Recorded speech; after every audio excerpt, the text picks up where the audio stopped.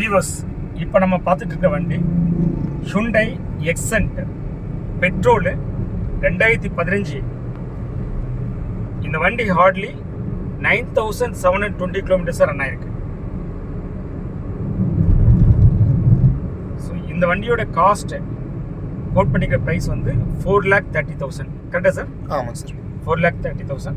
இப்போ இதை தான் நம்ம எவால்யூஷன் பண்ணிட்டு இருக்கோம். இந்த காரை 4,30,000 கொடுத்து வாங்கலாமா வேண்டாமா அப்படிங்கிறது தான் நம்மளுடைய எவால்யூஷன் ரிசல்ட்டாக இருக்கும் போது. இந்த வண்டியோட ஏசி சில்னஸ் வந்து இந்த வண்டியோட ஸ்டாண்டர்ட் லெவலில் இல்லை. அதாவது நான் என்ன மீன் பண்ணேன்னா, இப்போ இந்த ஒரு பிராண்ட் நியூ கார் இருக்கும் இல்லையா, அது ஈக்குவலாக இல்லைனாலும் கூட அட்லீஸ்ட் வந்து பார்த்தீங்கன்னா ஒரு மினிமம் ரெக்கமெண்ட் இருக்கணும். அந்த அளவுக்கு இந்த சில்னஸ் இல்லை, அதை விட ரொம்ப லோ லெவலில் இருக்குது. சரிங்களா? சில்னஸ் போதுமானதாக இல்லை.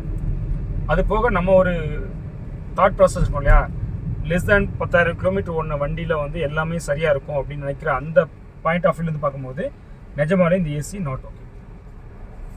ஏன்னா 10,000 கிலோமீட்டர் ஓடின என்ஜின் கம்ப்ரஸரு கண்டென்சர் கூலிங் காயெல்லாம் அந்தளவுக்கு யூஸ் ஆகிருக்காது. ஸோ அதனால் நல்லா எஃபிஷியண்ட்டாக வரும்னு நினைப்போம். அது இதில் கிடையாது.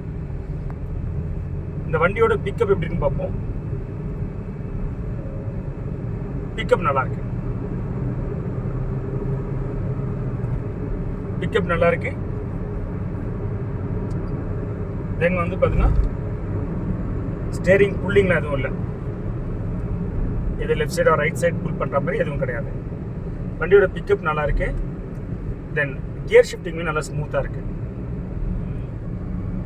தென் நம்ம ஒரு கார்னரிங் பண்ணுறோம் அப்படின்னா வண்டியோட ஸ்டெபிலிட்டி சூப்பராக இருக்கு.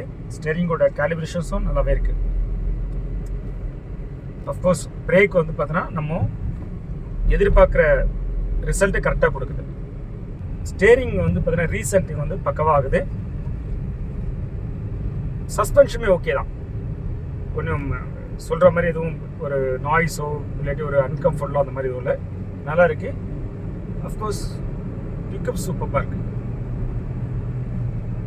இந்த வண்டி நான் ABS தான், பட் ஸ்டில் வந்து பிரேக் வந்து சூப்பராக இருக்குது. பீபஸ், இந்த வண்டி மூலிமா நான் ஒரு விஷயம் உங்கள் எல்லாரையும் கன்வே பண்ண வேண்டிய விஷயம் என்ன கேட்டிங்கன்னா, உங்களில் பல பேர் லோ கிலோமீட்டர் ஓடின வண்டி வாங்கலான்னு நினைக்கிறீங்க. அது உங்களுடைய ஐடியா எனக்கு புரிஞ்சிருக்கு. ஆனால் அது எல்லா நேரமும் சரியாக இருக்கிறது கிடையாது, சரியானதும் கூட கிடையாது. ஏன் அப்படிங்கிறத நான் சொல்லிடுறேன். இங்கே பாருங்கள், இந்த வண்டி லெஸ் தேன் 10,000 கிலோமீட்டர் தான் ஓடி இருக்கு. சரிங்களா? ஆனால் இங்கே பாருங்கள், எல்லா இடத்துலையும் பெயிண்ட் அடிச்சிருக்காங்க. பாருங்கள், இங்கெல்லாம் பாருங்கள் பெயிண்ட் அடிச்சிருக்காங்க, இங்கெல்லாம் பெயிண்ட் அடிச்சிருக்காங்க, இங்கெல்லாம் பெயிண்ட் அடிச்சிருக்காங்க. சரிங்களா? அது போக இந்த வண்டியில் ஓவராலாகவே டச்சப்லாம் நிறைய நடந்திருக்கு. சரிங்களா? அது போக இங்கே பாருங்கள், இந்த பிளாஸ்டிக் பாருங்கள் எப்படி இருக்குது பாருங்கள். இந்த பிளாஸ்டிக்லாம் வந்து பார்த்தீங்கன்னா உங்களுக்கு போகாது. இங்கே வாங்க, இந்த பிளாஸ்டிக் பாருங்கள் எப்படி இருக்குது பாருங்கள். என்னோட கேமராவில் கேப்சர் ஆகுதா இல்லைன்னு தெரியல. என்னோட கேமரா வந்து ரெசல்யூஷன்ஸ் கம்மி. சரியா? ஸோ இங்கே பாருங்கள் எப்படி இருக்குது பாருங்கள். ஏன்னா இப்போ கஸ்டமரு இதை வந்து ப்ரீமியம் காஸ்ட் கொடுத்து வாங்குறாரு. என்ன காரணத்துக்காகனா, வண்டி ஹார்ட்லி 10,000 கிலோமீட்டர் தான் ஓடி இருக்குது அப்படின்னு. சரியா? உண்மையிலே இந்த வண்டி நல்லா தான் இருக்குது, இல்லைன்னா சொல்ல மாட்டேன். ஏன்னா வண்டியோட stability, steering responsibly, handling, brake, steering recentring, இது எல்லாமே சூப்பராக இருக்குது. ஆனால் இது எல்லாம் சரியாக இருந்தாலும் கூட காஸ்ட் 4.3 அப்படிங்கிறது அந்த லெவலில் பார்க்கும்போது இந்த வண்டியில் உங்களுக்கு எக்ஸ்டீரியருமே வந்து பார்த்தீங்கன்னா நல்லாயிருக்கும். இந்த எக்ஸ்டீரியரில் வந்து பார்த்தீங்கன்னா இந்த பிளாஸ்டிக் கண்டிப்பாக இந்த 4.3 எக்ஸ்பெக்டட் லெவலுக்கு இது இல்லை. பிறகு நிறைய வந்து உள்ளுக்குள்ளே என்ஜின் பெயின்லாம் பார்த்தீங்கன்னா ரெஸ்ட்டுக்காக பெயிண்ட் அடிச்சிருக்காங்க. சரியா? ஸோ 4.3ன்னு சொல்லும் போது இந்த வண்டி வந்து பார்த்தீங்கன்னா நான் வந்து ரெக்கமெண்ட் பண்ணல. சரியா? பட் ஆஸ் ஏ வண்டியாக நான் ரிஜெக்ட் பண்ணல. பட் அந்த 4.3 அப்படிங்கிற அந்த காஸ்ட் கம்பேர் பண்ணும்போது நான் வந்து பார்த்தீங்கன்னா நான் என் கஸ்டமருக்கு ரெக்கமெண்ட் பண்ணல. இது ரெக்கமெண்ட் பண்ணதுக்கு இன்னொரு முக்கியமான காரணம் என்ன தெரியுமா? இது ஒரு பேசிக் மாடல். 4.3ங்கிறது ப்ரீமியம் காஸ்ட்டு. அந்த ப்ரீமியம் காஸ்ட்டுக்கு இந்த மாதிரியான எக்ஸ்டீரியர் குவாலிட்டியுமே not okay. Rust as well பிளாஸ்டிக்கில் இருக்கிற இந்த டீக்ரேடேஷனு ஆஸ் வெல் இது பேசிக் மாடல். ABS உள்ள ஏர் பேக் உண்டு. சரிங்களா? ஸோ இதனால தான் நான் என் கஸ்டமருக்கு நான் ரெக்கமெண்ட் பண்ணுறது என்னன்னு கேட்டிங்கன்னா, வண்டி ஓகே. இது பாருங்கள், இங்கெல்லாம் கூட பாருங்கள் எப்படி இருக்கு பாருங்கள்.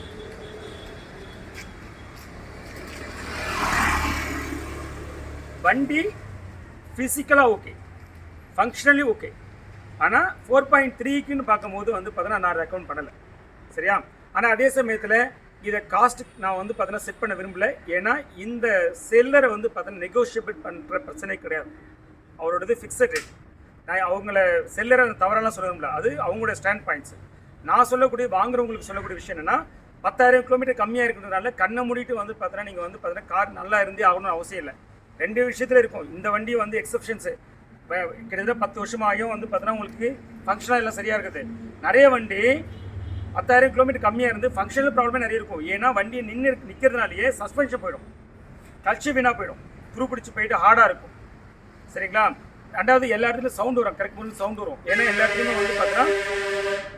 எல்லா இடத்துலையும் வந்து பார்த்தீங்கன்னா ஆயில் சர்க்குலேஷன் க்ரீஸ் வந்து பார்த்தீங்கன்னா ஒரே இடத்துல வந்து பார்த்தீங்கன்னா அது அப்ளை ஆகாமல் அப்படி நிற்கிறது, இந்த மாதிரி நிறைய காரணங்களாக இருக்கும். ஸோ நல்லா இருக்கிற வண்டியே 10 இயர்ஸ் ஆகிடுச்சு, 10,000 கிலோமீட்டர் கம்மியாக இருக்குது அப்படின்னாலும் கூட நாட் ஓகே தான். ஆனால் ஆவரேஜாக ஒரு வருஷத்துக்கு ஒரு 4,000 கிலோமீட்டர்ஸ் ஓடணும். அப்படி ஓடினா தான் அந்த வண்டி வந்து பார்த்தீங்கன்னா மோஸ்ட் ஆஃப் த கேசஸ் சரியாக இருக்கு வாய்ப்பு உண்டு. ஏன்னா ஒரு 4,000 கிலோமீட்டர் ஓட்டினா அந்த கஸ்டமர் கண்டிப்பாக வந்து பார்த்தீங்கன்னா யூசேஜ் பண்ணிகிட்டே இருப்பார், ரெண்டாவது ரீஸ்டோர் பண்ணிகிட்டே இருப்பார். இது நான் சொல்லுறது வந்து பார்த்தீங்கன்னா இந்த துடைக்கிறது கூட தான் ஒரு ரீஸ்டோரேஷன். வண்டி ஓடாத வண்டி யார் துடைப்பாங்க? துடைக்க மாட்டாங்க.